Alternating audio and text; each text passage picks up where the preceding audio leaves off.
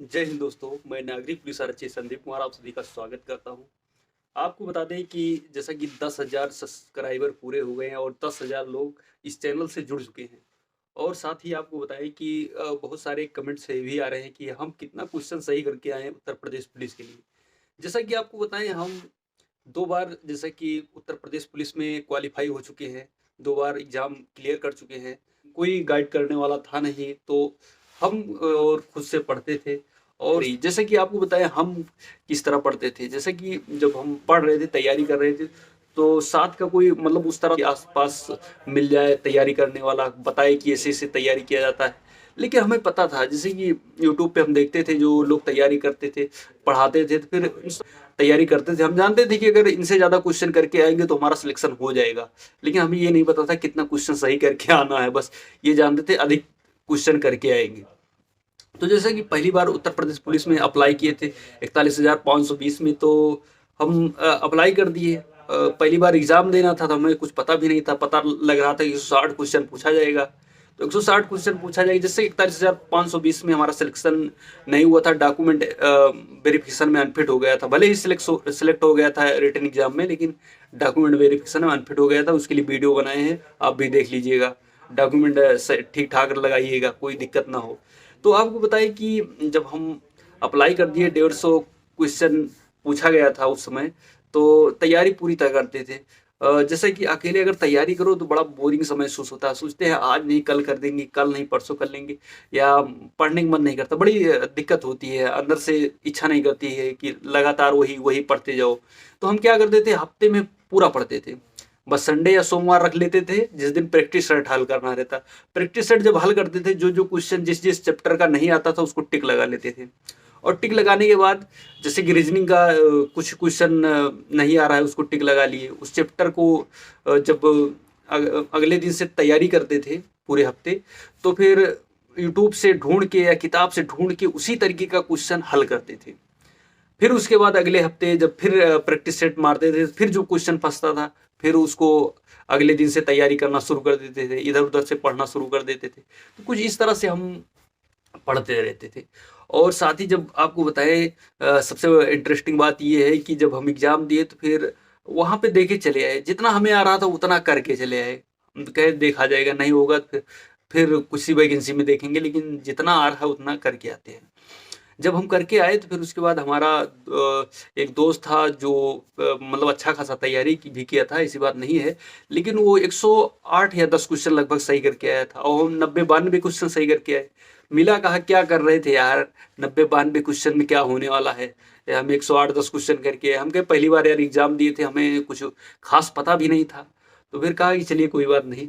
तो जब रिजल्ट आया तो हम मतलब कि उतना उम्मीद भी नहीं थी, क्योंकि जब 108-10 वाले सही करके आए हैं तो हमारा बहुत अंतर है। तो फिर हम सोचे कि तो उसने अपना रिजल्ट देखा, उसके बाद फ़ोन किया, हम कहे हो गया है, तो कहा नहीं हुआ। तो कहा हमने सोचा कि फिर रिजल्ट देखना कोई मतलब ही नहीं होता, जब उसका नहीं हुआ तो हमारा क्या होगा।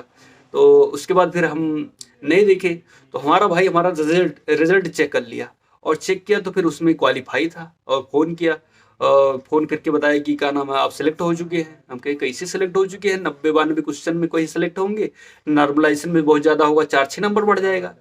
लेकिन जब पता चला कि नॉर्मलाइजेशन में बहुत ज़्यादा नंबर बढ़ा है, तो हम कहे अच्छा। तो फिर उसके बाद फिजिकल के लिए तैयारी किए, और उसके बाद डॉक्यूमेंट वेरिफिकेशन में, जैसा कि आप जानते भी होंगे, अगर पिछला वीडियो देखे होंगे, अनफिट हो गए थे। तो इस तरह से हमने तैयारी की थी। पहले में तो अनफिट हुए, दूसरा फिर जो 49,520 वाली वैकेंसी आई उसमें परीक्षा दी, उसमें भी क्वालिफाई किए, और आज सेलेक्ट होके जैसा कि पोस्टिंग हो गई है। तो कुछ इस तरह से होता है पुलिस की तैयारी करना। उसके अलावा आपको बताएं कि आप कितना टारगेट रखें। नॉर्मल आपको बता दें 150 क्वेश्चन पूछा जाएगा, 115 प्लस तो करके आइए ही, उससे नीचे सोचिए मत। अगर सोचेंगे उससे नीचे तो फिर और नीचे जाएंगे। और उसके अलावा आपको बताएं कि कंपटीशन का मतलब ही यही होता है कि जो नॉर्मल क्वेश्चन तो सब कर ले जाते हैं, आप भी करेंगे, आपके बगल वाला भी नॉर्मल करेगा, लेकिन वो क्वेश्चन करके आना है जो आपके बगल वाला ना करके आए। मतलब कि जो चैप्टर आप पढ़ रहे हैं उसके आसपास का भी पढ़ते जाइए। अगर आसपास का पूछ लिया तो उसको आप करके आएंगे, और बगल वाला नहीं कर पाएगा, और कंपटीशन में आप क्वालिफाई कर जाएंगे। तो ऐसा होता है। और साथ ही आपको बताएं कि जैसे कि आप तैयारी कर रहे हैं, तो तैयारी में क्या होता है कि रेगुलरिटी नहीं होती है, तो रेगुलरिटी बनाए रखिए, क्योंकि अगर आपको भले ही बहुत ज़्यादा आता है और बगल वाले को बहुत कम आता है, तुम्हारे दोस्त को, अगर वो रेगुलर पढ़ रहा है और आप गैप कर करके पढ़ रहे हैं, तो फिर जाहिर सी बात है कि वो क्वालिफाई कर जाएगा और आप वहीं के वहीं रह जाएंगे। क्योंकि बात ये होती है कि मतलब कि जो लोग बीच बीच में छोड़ते रहते हैं, जो पढ़े भी रहते हैं, वो भी भूल जाते हैं। तो कुछ इस तरह से रहता है तैयारी का तरीका। उसके अलावा अगर कुछ और जानकारी चाहते हैं कंपटीशन से संबंधित, भर्ती से संबंधित, तो कमेंट करके पूछ सकते हैं। जैसा कि उत्तर प्रदेश पुलिस की वैकेंसी जो आने वाली है, अनाउंस हो चुका है, टेंडर पास होते ही आवेदन होना शुरू हो जाएगा। बहुत सारे स्टूडेंट ऐसे भी होंगे जो अभी भी इंतजार कर रहे होंगे, जब आवेदन कर देंगे तो तैयारी करना शुरू करेंगे। तो आपको बता दें कि अगर यही बहाना बनाते रहेंगे कि जब आवेदन कर देंगे तब शुरू करेंगे, या नज़दीक एग्ज़ाम डेट आ जाएगा तब शुरू करेंगे, तो फिर ऐसा करते रहेंगे। क्योंकि कंपटीशन का मतलब ये नहीं होता कि आपको एक कोर्स ख़त्म करना, मतलब इतना ही पढ़ लेना बस आप क्वालिफाई कर जाए। कंपटीशन का मतलब यही होता है कि आप जितना ज़्यादा पढ़ सके उतना ज़्यादा पढ़े, सबसे ज़्यादा पढ़े, सबसे ज़्यादा नंबर लाएं।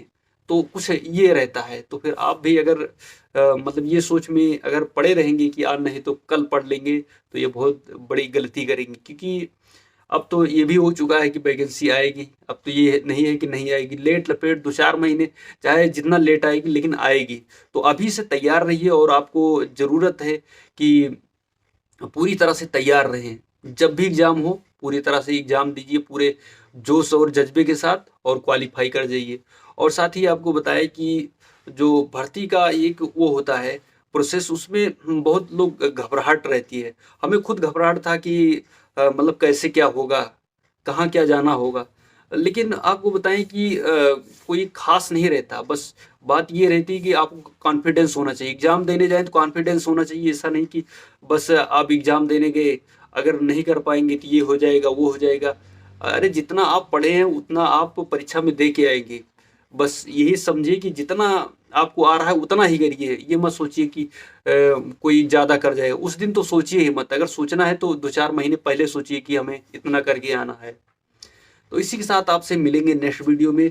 और साथ ही अगर कुछ जानकारी चाहते हैं तो कमेंट करके पूछ सकते हैं। आपको कमेंट के माध्यम से या वीडियो के माध्यम से जानकारी देते रहेंगे। जैसे कि बहुत सारे कमेंट आए उसके बारे में, मेडिकल, फिजिकल और रिटर्न एग्जाम के बारे में, सारे सिलेबस के बारे में, कहाँ कहाँ से क्वेश्चन उठाया जाएगा, सारी जानकारियाँ हम पिछले वीडियो में दे चुके हैं। उसके अलावा भी अगर कुछ जानना चाहते हैं तो कमेंट करिए और पूछते रहिए। इसी के साथ मिलते हैं नेक्स्ट वीडियो में। तब तक के लिए धन्यवाद।